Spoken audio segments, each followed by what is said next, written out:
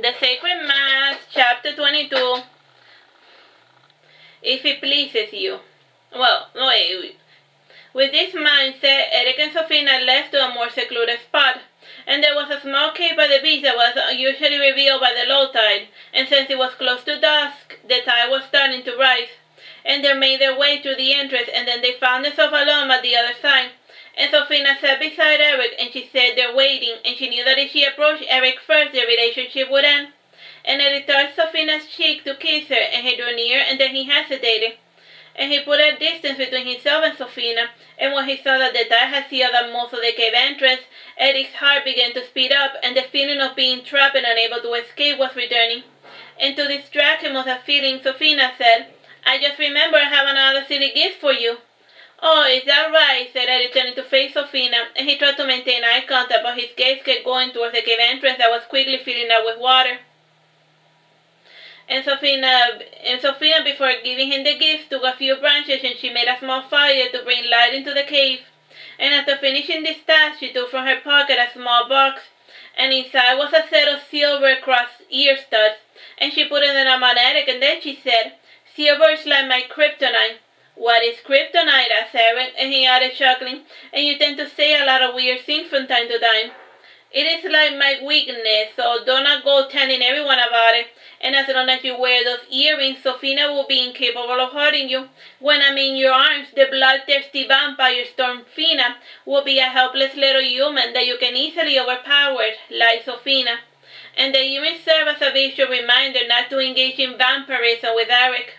And Eric, believing the lie, tried to once again to kiss Sofina, and this time he succeeded. It was around midnight when Eric returned to see how Gregory and Caron were doing, and he found the lovebirds taking a snap break, and they were eating strawberries with cream while resting on the bed. And Caron had found Eric's wine fridge, and he had made himself a little cheery.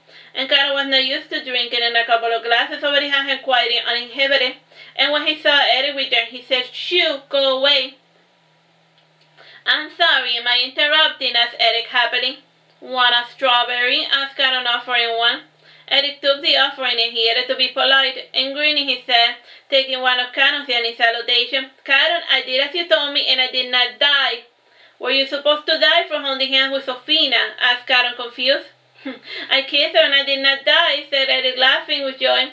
And Gregory, clapping, said, "Congratulations, that is more than we had expected of you, Eric, and you have the right to feel proud of your accomplishment."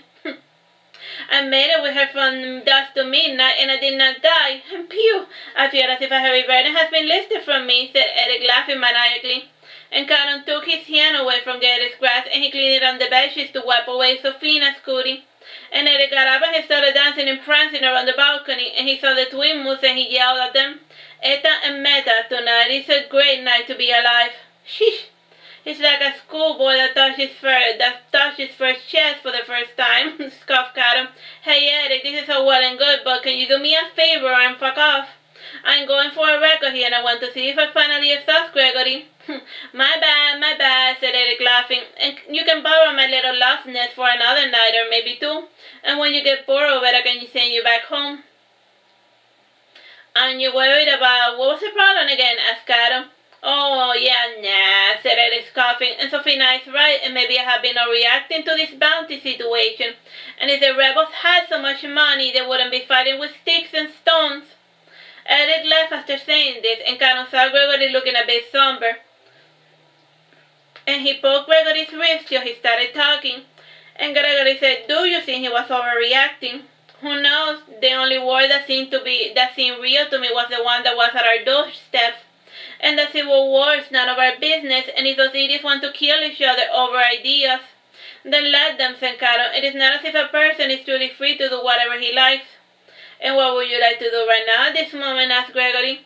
"I don't know. What haven't we done yet?" asked Caron. "Plenty," said Gregory, "and back when I was with Allan, he was always innovating, and we tried toys, but they were too artificial for me, and once he brought a deer, and that was the first of a few times I broke out with him, and then there was a time that he came at me with a whip, and it was really painful and unexpected, and we tried role-playing for a bit, but I crossed the line, so he broke out with me, and I met Miss Lady, and she made me really happy, and I did not know the bird seemed to be, so Julian came to be, and I thought one required a spell or a potion to produce children, and when it started showing, I thought she was just getting fat, and then one day Miss Lady's mother started sending threatening letters to Liam, pressuring him to have me marry Miss Lady to save the family name. Miss Lady, she did not care one bit for poor Gregory, and she was just doing as her mother was, so Liam married her to Peter, and I only deal with Miss Lady in matters that relate to Lord Julian. Poor Gregory, said Caron, kissing Gregory's cheek, and he added, Mother taught me at a very young age to keep me safe, and the old ogre sometimes took me and Bron to the brothel to try to turn us into men. And Mother warned me to stay away from everyone, and even if it seemed like it could be fun, at my age, being with someone would only cause me pain. And the old ogre was always trying to get us to touch, to pinch, to kiss the performers.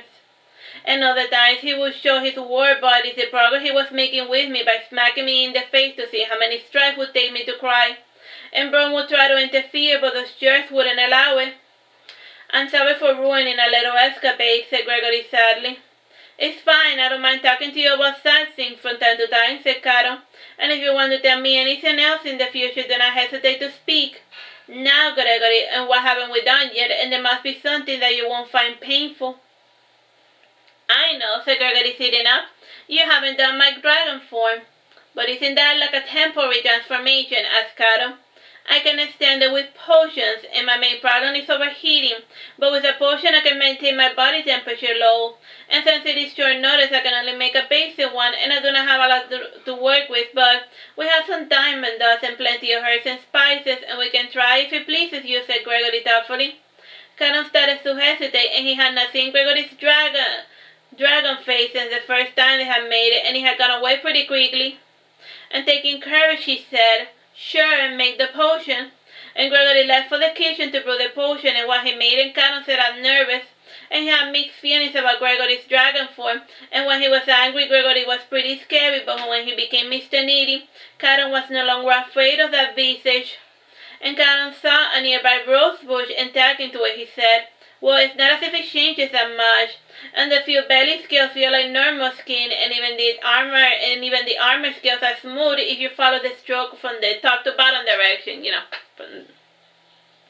Did he grow spines in the back?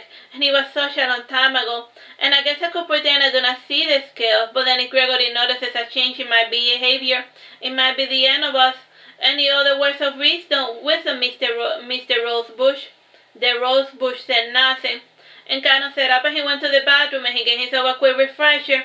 And he first threw up a good portion of the wine and strawberries, and after taking a tablet for his indigestion, he washed his mouth and teeth, and he saw from the mirror the little doll Priscilla lying on her bed.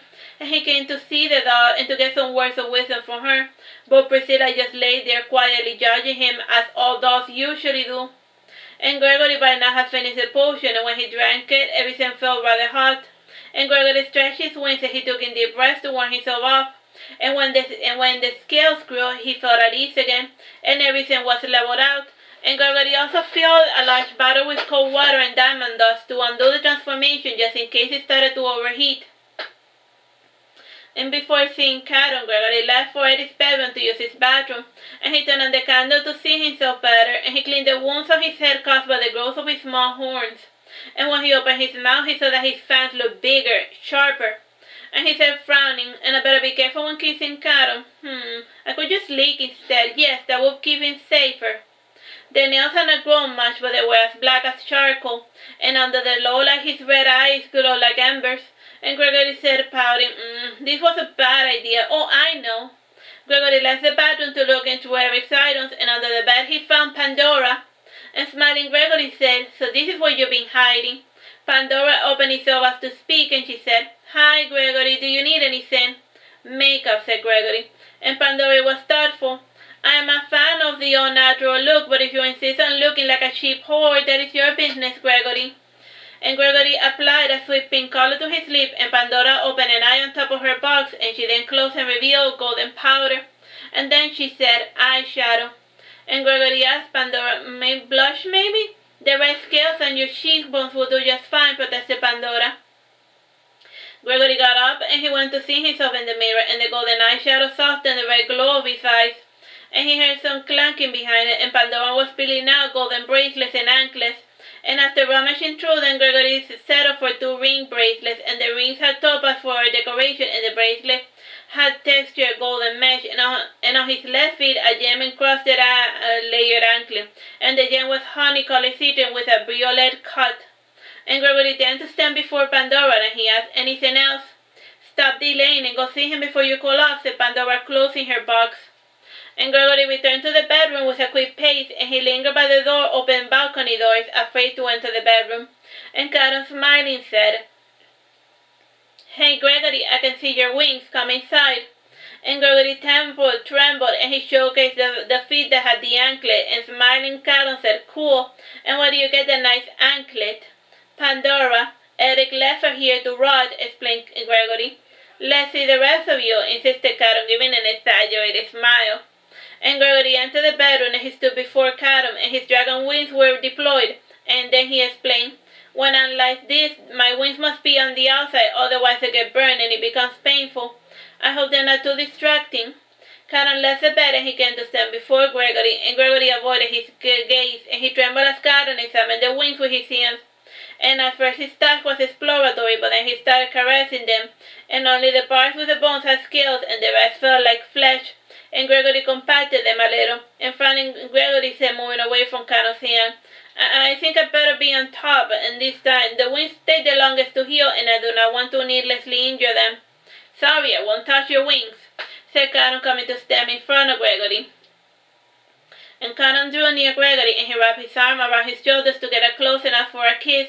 And the kiss reassured Gregory of his bond, and Caron found it out that Gregory had not opened his mouth to accept his kiss. And Gregory proceeded with his usual dominant routine, but instead of kissing Caron, he would lick him. And Caron lay back on the bed with his arms wrapped around Gregory's shoulders. And Gregory licked Caron, starting at the neck, and he traced the clavicula and going lower and lower, and he lingered in Caron's chest. And Caron trembled at this, and Gregory's breath felt harder than usual, and whenever he breathed in and exhaled, it felt as if the door to a sound had opened. And Gregory then opened his mouth and he started to suction, and at first it was pleasant, but then at a certain point the sensation became painful, and Caron was forced to bite his lower lip to stifle a scream. And Gregory felt Caron trembling, and he stopped to look at him, and he moved back a pace to better examine the damage under the moonlight. And there was no harm, only that it seemed a little worse for wear. And he returned to do the same to the right chest. And Caron covered both with his hands, and he said, I appreciate your enthusiasm, but maybe start working your way a little lower." And Gregory rested his chin on top of Caron's navel, and he looked at Caron with his sad puppy eyes, and even with the red eyes, Caron was not immune to the Mr. Needy look. And Caron removed his hands, and he allowed for Gregory to continue with his fun. And this time Gregory went immediately to suction right away, and then it started to become painful again. And Caron moved his left feet to place it over Gregory's back. And after stretching it a little, Caron found Gregory's tail, and he had armor scales over the top, but beneath it was smooth and fleshy. And Caron started stroking the tail with his big toe, and the unexpected caress sent shivers all through Gregory's spine. And in his draconic form, the tail was more sensitive to touch than ever. And since touching the tail had stopped Gregory's suctioning, Caron continued to stroke it again with his feet. And Gregory held down both of Caron's legs to stop him from petting his tail. And to punish him, Gregory gave Caron small love bites as he made his way lower and lower. And Gregory's fangs felt like small knives or needles, and he was careful not to draw any blood. And Gregory drew back, and then he commanded, "You're good to go, Caron, and what do you want me to do?" And Caron answered by guiding Gregory's face to the object of his desire. And Gregory held on to Caron's hands, and then he sat up to look at him face to face. And Caron saw the distressed look on Gregory's face, and Caron placed his hand over Gregory's forehead. And he was indeed starting to overheat, and Gregory, trembling, said, "I don't feel so good, get me the water." And Caron ran for the water, and he offered it to Gregory, and Gregory hesitated before drinking it, and he said, Can I just sit on it for a bit? We have the water nearby, and I will drink it before it becomes intolerable." "Gregory, you shouldn't torture yourself with this new fancy. If you don't feel right being a dragon, you should go back to normal," said Caron. At the sound of the word normal, 2 large tears rolled down Gregory's cheek, And Caron kissed Gregory, and the two drew near one another, and with Gregory facing Caron, was locked into his embrace. And Caron proceeded to do as Gregory asked, and if Gregory's body felt hot on the outside, his insides felt like putting one's hand into the fire. Caron persevered against the burning flames, though he doubted if he was going to be able to use his fifth limb after this engagement. And to distract himself from the burning sensation, Caron kissed Gregory, and he tried to pat the underside of the tail with his hand, and it did not take long before Gregory started moaning with pleasure, and the wings opened and closed, following the comings and goings of Caron. And then a new sensation emerged from within Gregory's cauldrons, and it felt liquid and quite refreshing. And the effusions reminded Caron of when he used to have relationships with Alisa, and such a comparison did not make sense to Caron, and he simply thought that Gregory has emptied his bowels, and this provided some relief from the flames that raged within Gregory. And after 10 minutes of staying in the same rhythm, Gregory's body arched backwards, and with his wings wrapped around his shoulder, and he grasped and he concluded on top of Caron's navel, and he lay there limp, overcome by the fever. That's the end of that steaming chapter. Bye-bye.